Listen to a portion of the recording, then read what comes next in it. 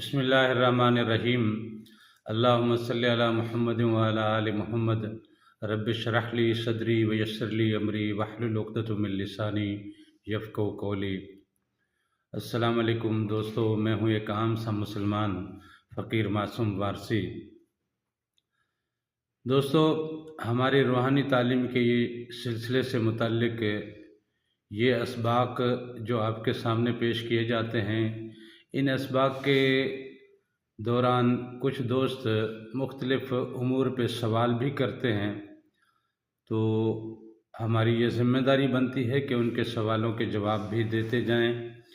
तो उनके जवाब में हम फिर एक अलग से वीडियो बनाते हैं, एक अलग से फिर एक लेसन या सबक रखते हैं, वो फिर हम वो सबके सामने ताकि शेयर किया जा सके। एक दोस्त ने सवाल किया था कि क्या हर कलमा गो हुजूर नबी करीम सल्लल्लाहु अलैहि वसल्लम का उम्मती है। तो इस हवाले से हुजूर नबी करीम सल्लल्लाहु अलैहि वसल्लम की हदीस हमारे सामने मौजूद है। हुजूर नबी करीम सल्लल्लाहु अलैहि वसल्लम ने फरमाया कि क़यामत के रोज़ हर इंसान उसी के साथ उठाया जाएगा जिसके साथ वो अपनी निस्बत रखता होगा। हमारे पोशाक के हवाले से, हमारे उठने बैठने के हवाले से, हमारे तमाम आदात व अतवार के हवाले से हमारी निस्बतें बड़ी माना रखती हैं। इसीलिए हमारे बुज़ुर्ग हमें समझाते रहे, पढ़ाते रहे, बताते रहे और आज तक बताते हैं कि हमें हमारा उठना बैठना हुजूर नबी करीम सल्लल्लाहु अलैहि वसल्लम के तरीके से और उनके बताए हुए उसूलों के मुताबिक होना चाहिए। और उन्हीं अंदाज से अगर हम उठेंगे बैठेंगे तो हम अपनी निस्बत उनके साथ बनाएंगे, और अगर हम अपनी निस्बत उनके साथ बनाते हैं तो क़यामत के रोज़ हमारा शुमार उनके ग्रुप में या उनके ग्रोह में होगा, या जो उनके साथ हैं उनके साथ होगा। इसके बगैर हम कलमा तो पढ़ते रहे लेकिन हमारा उठना बैठना किसी और अंदाज का हो, हमारा कौल व फ़ेल किसी और अंदाज का हो, हमारी ज़िंदगी के मामूलात किसी और अंदाज के हों, हमारे अंदर में कदूरतें हों, कदूरतें निस्बत इब्लीस से। उसी को बुग़्ज़ हुआ था ना हज़रत आदम से। जब आदम की तख्लीक हुई तो उसी बुग़्ज़ की वजह से तो उसने सजदा नहीं किया, सजदे से इनकारी हुआ। आज हमारे भी दिलों में बुग़्ज़ है तो हमारी निस्बत इब्लीस के साथ। तो क़यामत के रोज़ हमारा शुमार कहाँ होना चाहिए। इसी तरह हमारे अंदर के बहुत सारे मामलात हैं। स्याही हमारे अंदर भरी हुई है, कालक हमारे अंदर भरी हुई है, हमारे कौल व फ़ेल में तज़ाद है यानी मुनाफ़िक़त। तो हमारा शुमार कहाँ होगा? मुनाफ़िकों के साइड पे। इसी तरह बहुत सारे हुजूर पाक सल्लल्लाहु अलैहि वसल्लम के उम्मतियों में से ऐसे भी होंगे जो हाफिज़ हैं, जो कारी हैं, जो नमाजी हैं, जो आबिद व ज़ाहिद हैं, जो सौम व सलात के पाबंद हैं, जो हज भी अदा करते रहे, लेकिन क़यामत के रोज़ वो नमाज़ें जो आके गवाही देंगी या जो फरियादी बनेगी या जो कुरान पाक फरियादी बनेगा, तो जिनके ख़िलाफ़ कुरान फरियादी बने, आप अंदाज़ा करें कि हुजूर नबी करीम सल्लल्लाहु अलैहि वसल्लम उसे अपने उम्मती होने में या अपने उम्मतियों के गिरोह में क्या शामिल करेंगे। साफ ज़ाहिर है ये वो मामलात हैं जिनकी तरफ हम तवज्जो नहीं करते। कुरान के हमारे ऊपर 4 हक़ हैं, कुरान हमारे घर में मौजूद है, लेकिन हम कभी उठाते नहीं, कभी पढ़ते नहीं, कभी उसके नज़दीक नहीं जाते।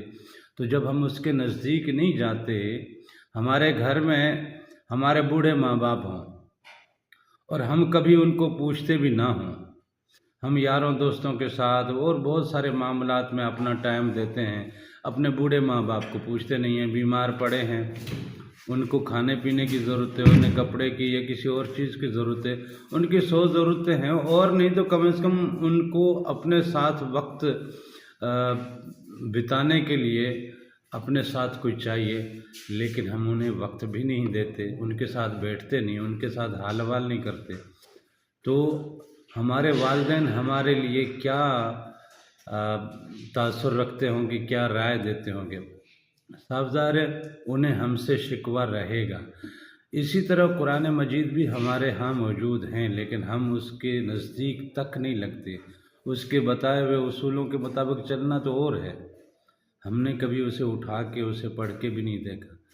تو یہ وہ چیزیں ہیں جو آخرت میں ہمارے خلاف گواہی دینے والی ہیں۔ اور نمازوں کے حوالے سے حضور پاک صلی اللہ علیہ وسلم نے فرمایا لا صلاۃ الا بحضور القلب، کہ نماز نہیں ہے دل کی حاضری کے بغیر، ہمارے دل حاضر نہیں رہتے۔ اس طرح بہت ساری چیزیں ایسی ہیں جن کو اگر ہم کنکلوڈ کرتے جائیں گے تو ہمارا شمار بڑا دور چلا جائے گا۔ لہذا یہاں مسئلہ جو سب سے اہم فقیروں کے ہاں ڈسکس کیا جاتا ہے یا جو پڑھایا جاتا ہے یا جس پہ زور دیا جاتا ہے وہ یہ ہے کہ ہم حضور نبی کریم صلی اللہ علیہ وسلم کی محبتوں کا حوالہ یاد کراتے رہیں، ہم اللہ تعالیٰ کی کریمی کا اور اس کی ربوبیت کے جو معاملات ہیں ان معاملات کو بندے کے ساتھ کنیکٹ کرنے کی کوشش کرتے رہیں۔ ہماری اس کنیکشن سے یا ہماری اس کنیکٹیوٹی سے یا ہماری اس محنت سے یا ہمارے ان تمام معاملات سے اگر کسی کو ذرا برابر بھی حضور پاک صلی اللہ علیہ وسلم سے نسبت بنانے کا خیال آتا ہے اور وہ بناتا ہے تو یہی کامیابی ہے۔ اگر وہ اپنے رب کے نزدیک ہوتا ہے، اس کے کرم ہیں، اس کی مہربانیاں ہیں، اس کی عطائیں ہیں، اس نے صحت دی ہے، اس نے زندگی دی ہے، اس نے سانسیں دی ہیں، اس نے آنکھیں دی ہیں، اس نے زبان دی ہے، اس نے سماعتیں دی ہیں، اس نے زندگی میں بہت ساری نعمتوں سے ہمیں نوازا ہے۔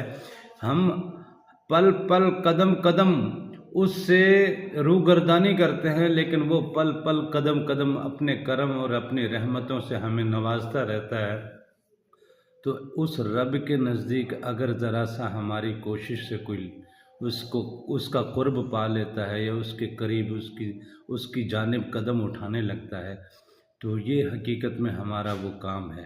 ہم اسی چیز پہ توجہ دیتے ہیں، ہم اسی چیز کی تعلیم دیتے ہیں کہ آپ ان مسائل میں الجھنے کے بجائے آپ اپنے آپ کو اس پیارے حبیب اور اپنے رب کے ساتھ کنیکٹ کرنے کی کوشش کیجئے۔ جب آپ ان کے ساتھ کنیکٹ کریں گے آٹومیٹک آپ کی نسبتیں ادھر سے جڑنے شروع ہو جائیں گی۔ جب نسبتیں جڑنا شروع ہو جائیں گی تو پھر صاف ظاہر ہے وہاں پھر آپ بھی حضور نبی کریم صلی اللہ علیہ وسلم کے قریب ہوں گے، ان کے حالے میں ہوں گے اور ان کے سرکل میں ہی ہوں گے۔ جب آپ حضور کے دائرے میں اور ان کے سرکل میں اور ان کے حالے میں ہوں گے تو صاف ظاہر ہے کرم آپ پہ، رحمتیں آپ پہ، شفاعتیں آپ پہ، نعمتوں کی بارشیں آپ پہ، وہاں پھر بہت سارے معاملات۔ حضور نبی کریم صلی اللہ علیہ وسلم نے فرمایا کہ میں قیامت کے روز جنت میں تب تک داخل نہیں ہوں گا جب تک اپنے ہر امتی کو جنت میں داخلہ نہ دلوا دوں۔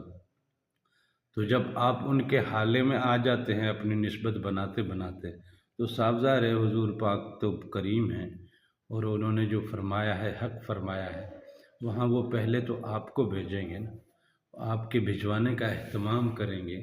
آپ کی جب تک مکمل وہاں کی سرٹیفیکیشن نہیں پا لیتے، حضور پاک صلی اللہ علیہ وسلم نے یہی تو وہ معاملہ ہوا تھا کہ اللہ تعالیٰ نے کہا کہ میں تمہیں راضی کر دوں گا، فَإِنَّكَ تَرْضَىٰ، کہ یہاں تک کہ تو راضی ہو جائے گا۔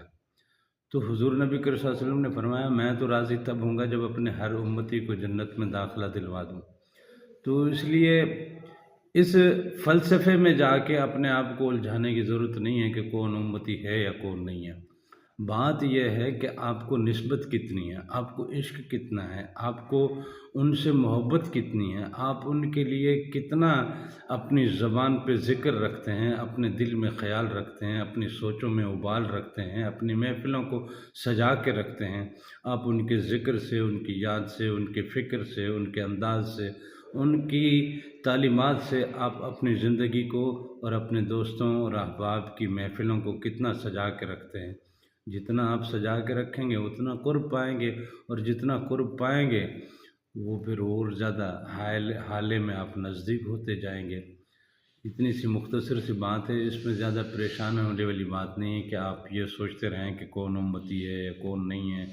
کلمہ گو تو بہت سارے لوگ ہیں نا، بازاروں میں جا کے دیکھیں ہندو بھی کلمہ پڑھتے ہیں، بہت سارے اور لوگ ہیں کلمہ پڑھنے والے، کلمہ پڑھ جاتے ہیں۔ حضور پاک صلی اللہ علیہ وسلم کی محفل میں وہ جو منافقین کا سردار تھے، وہ کیا، وہ بھی تو کلمے پڑھتے تھے۔